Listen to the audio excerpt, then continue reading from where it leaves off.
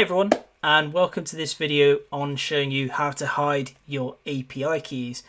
Now, this video is a follow-up from the last video in how to access your API keys using the environment file. Now, the reason why you would need to hide your API keys is, for example, if you are using an AWS service and you get a key or a token, it can be hijacked, and there are people looking out there for those types of keys, and they will get used maliciously, and your bill will end up running past the threshold if you haven't set one, and you could end up having a very nasty bill at the end of it.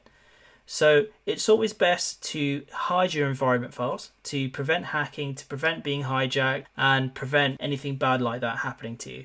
So the way we're going to do that is we're essentially going to hide our current API keys, and if we're committing this to a version control site like GitHub, for example, and we've set the repository to public, everyone has access to those API keys, and we can't have that. That's very unsafe, and on a bigger project, if you were to scale up, that's not how you do it.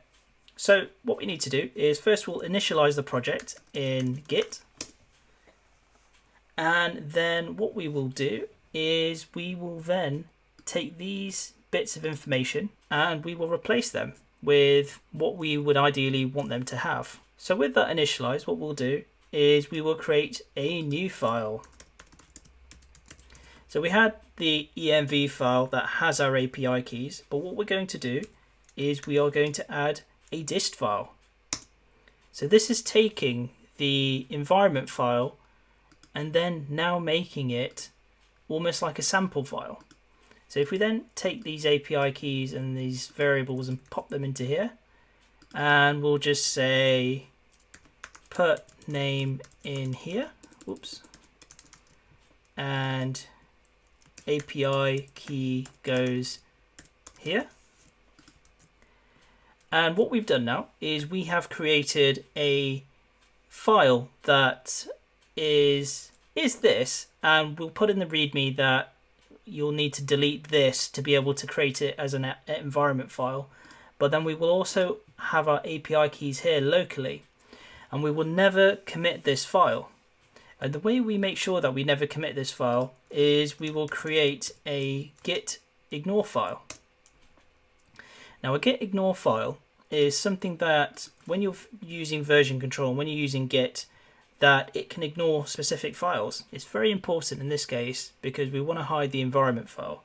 So if we put .env here, you can see that's gone down to 5 now because this environment file is no longer there. But if I was to delete that, you can see that it's back. Now we don't want this environment file to go up, so we are going to hide that. But what we do want to go up is the environment.dist file. So if you see here, and that is simply it. With that, what you've done is you've protected your API keys, and you will now only keep this as personal information somewhere else outside of your code base, and in that way you have protected your sensitive information. And you can do this with more than one thing. It doesn't have to be API keys, it could be other project variables that you don't want to go up. So that's simply it. That's how you hide your API keys.